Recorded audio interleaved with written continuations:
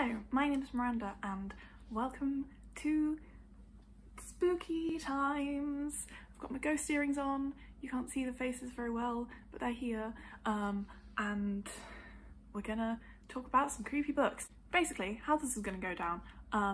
I have a bunch of creepy books that I want to read because I love the creep. I love the spook in books at least, and it's getting into autumn.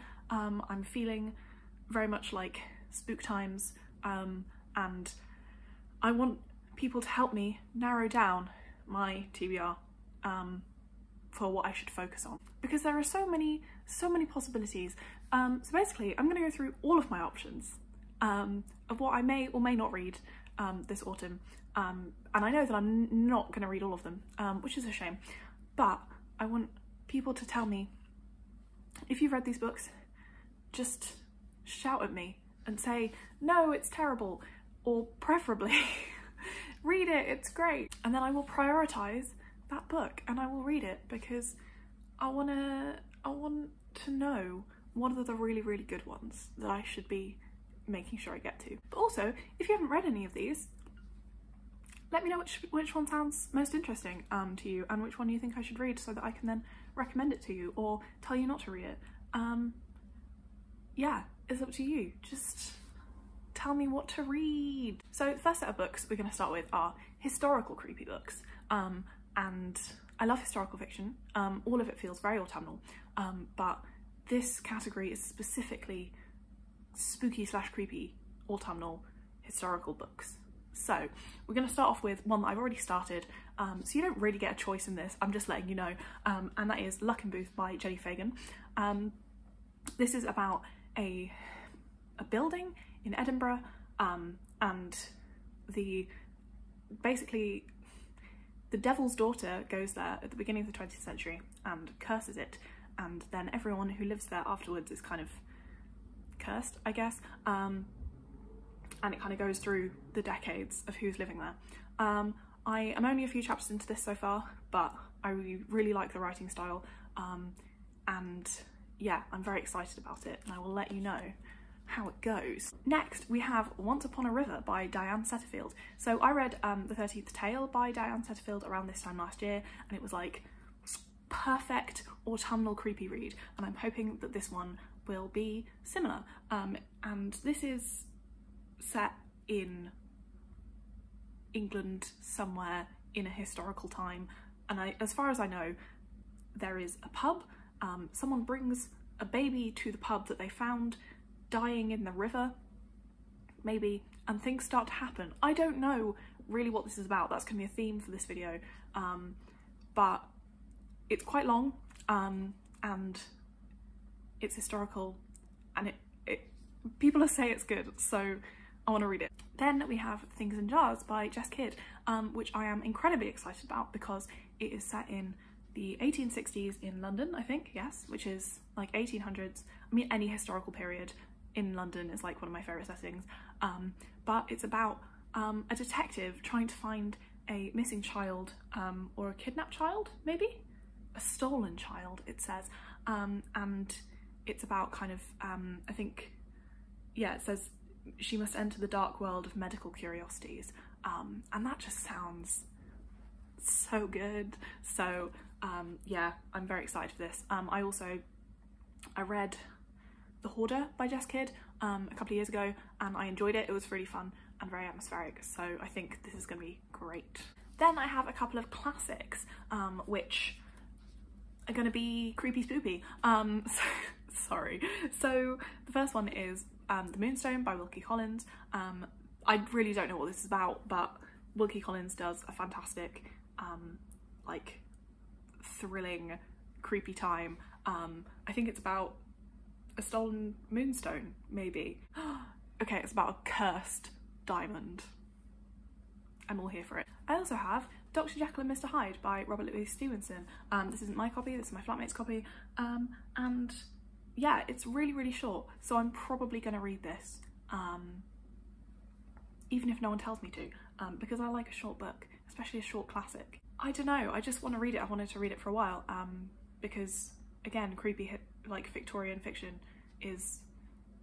Then we have a category which I have named General Spoopy, which is just a bunch of other stuff that I don't know where to put it, but it's all fiction. And the first one of those is the complete first edition, the original folk and fairy tales of the Brothers Grimm, translated and edited by Jack Zipes, which is a book I've had for ages, and I don't think I'm going to read it cover to cover. I don't know why I'm even saying that's a possibility. I just need to like actually just read a story from it and maybe not just have it sitting on my shelf.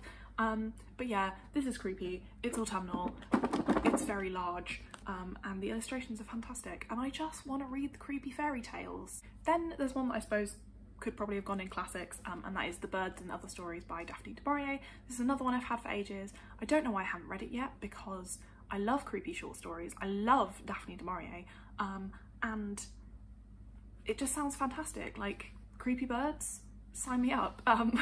Yeah, I don't know, I just haven't ever felt the urge to pick it up, but maybe if someone tells me in the comments that it is an absolute masterpiece and I should read it immediately, maybe I will. Then two books that I meant to read for Women in Translation Month. Firstly, Where the World Ladies Are by Matsuda Aoko, translated by Polly Barton. So this is a series, well, a collection of Japanese fairy tales or folk tales retold in a feminist way. And oh wait, no, the ghost stories, they're not fairy tales or anything, they're ghost stories. So perfect for the spooky. And secondly, we have Drive Your Plow Over the Bones of the Dead by Olga Tocarczuk, translated by Antonia Lloyd Jones. So this is not necessarily creepy or spooky, I don't think, but it is a sort of like kind of thriller, maybe. I'm not entirely sure, and it's another one that I've wanted to read for a while, and I have a feeling it's the kind of book that I could like sit down with on a sofa in a cold evening and read it in like one go, and I really want to do that. Next we have Fen by Daisy Johnson. I love this cover so much, and I don't really know what this book is about. I did just read the blurb and I still don't really know, but I'm just going to read it because it sounds freaking fascinating. So I can't read. The Fen is a liminal land. Real people live their lives here. They wrestle with familiar instincts, with sex and desire, with everyday routine. But the wild is always close at hand, ready to erupt. This is a place where animals and people commingle and fuse, where curious metamorphoses take place, where myth and dark magic still linger. So here a teenager may starve herself into the shape of an eel, a house might fall in love with a girl, a woman might give birth to a, well, what? English folklore and a contemporary eye, sexual honesty and combustible invention. In Fen, these elements have come together to create a singular, startling piece of modern fiction. What does that mean? I don't know, but it sounds great. Again, I've messed up my categories because this should technically go in historical fiction, but it's The Deathless Girls by Kiran Millwood Hargrave. So this is a kind of retelling slash inspired by Dracula, I think, and I don't know, that's all I need to know. It's creepy season. Vampires and Dracula and shit. Also, look at this cover. I cannot deal with it. Then we have Follow Me to the Ground by Sue Rainsford. So this is a kind of more like horror sci-fi type book, I think, and it's about a community where they have people and then there are two people who are not human and they do the kind of like healing in the community, and no one really likes them but they need them, and it's creepy. I don't know, but I want to read it. This is why I never do TBR videos, because I don't know anything about the books. I mean, it's bad enough when I've actually read the book and I can't remember what the plot is. How the hell do you think I'm gonna know what the plot for a book is before I've even read it? I have no idea. And lastly, we have non-fiction. Actually, no, it's not last. There's another category after this. Anyway, non-fiction. Firstly, we have The Haunting of Alma Fielding by Kate Summerscale. So this is a sort of story about a case that happened in the 1930s, I think, where basically a woman was being haunted and unexplainable things were happening in her house. It sort of delves into like the mystery of what was actually happening, and I don't know, it just sounds really cool. Then there's a book that my dad got me, which is A Tomb with a View by Peter Ross, and the subtitle of this is The Stories and Glories of Graveyards. I mean, I love a graveyard. I'm creepy like that, and I don't really need to know much more about it apart from that this book is about graveyards. And again, just a beautiful cover. I haven't read any non-fiction in a long time, so I think I will definitely head to this one because it sounds fantastic and I'm very excited about it. Okay, actual last category this time, audiobooks. So there are some audiobooks that are on Scribd or I can borrow from my library that I want to read and are creepy, and we're just going to get into it. So the first one is Animal Wife by, I can't remember the name of the person who's by, Lara Ehrlich, and that is a collection of creepy short stories that mix like fairy tales and stuff. The cover is amazing, I'll put it somewhere, and yeah, creepy short stories, that's all I know about it. Then we have Plain Bad Heroines by Emily M. Danforth,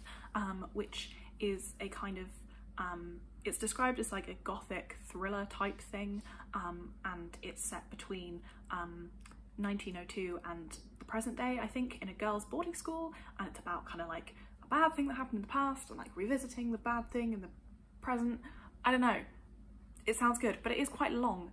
So if you've read that and you like it, please let me know. Then another collection of creepy short stories is Friday Black by Nana Kwame Adjei-Brenya, and I heard a lot about this like a few years ago, and it just sounds really cool. Creepy short stories, I think kind of creepy in a way that's more like rooted in realism. Okay, I found a cool description, it sounds great. Set in a dystopian near future of twisted prosaic settings, the collection of short stories explores themes surrounding Black identity as it relates to a range of contemporary social issues. That's not a blurb, that's the first line of the Wikipedia page. That's why it kind of sounds a bit dry. But yeah, dystopian near future creepiness. Next is The Beauty by Aaliyah Whiteley, which is about mushrooms. That's literally all I can remember. It's a post-apocalyptic horror story set in a world without women. Sounds great. I mean, not the world without women, but the book. Go away, hair. Then we have The Only Good Indians by Stephen Graham Jones, which sounds amazing. Let me read you a blurb instead of just trying vaguely to remember what it's about with my zero knowledge. Seamlessly blending classic horror and a dramatic narrative with sharp social commentary, The Only Good Indians follows 4 American Indian men after a disturbing event from their youth puts them in a desperate struggle for their lives. Tracked by an entity bent on revenge, these childhood friends are helpless as the culture and traditions they left behind catch up to them in a violent, vengeful way. Yeah! And lastly, we have The Searcher by Tana French, which I think is the first book in the Dublin Murder Squad series. I'm not entirely sure. I already have this on hold from my library as an audiobook, but it won't be here until the end of October, which makes me very sad. I say be here, I mean I won't be able to download it until the end of October. But yeah, we know I love The Witch Elm, and I just want to read more Tana French, because she's great. I don't even know what this is about, I just know that it's a thriller and it's kind of good, maybe. Anyway, this was a weird video. Thank you very much for watching. Yeah, if you know anything about these books, if you're interested in hearing my thoughts about them, or you read them and you really like them, and you think I should prioritise them, let me know. I want to know how I can narrow down this group of books because there are so many and I can't read them all, even though I want to. I mean, I will read them probably at some point. Wow, I'm talking fast today. Dear God. My TBR is currently this number. Yay! And yes, I hope you're all doing really well, and I will hopefully see you soon.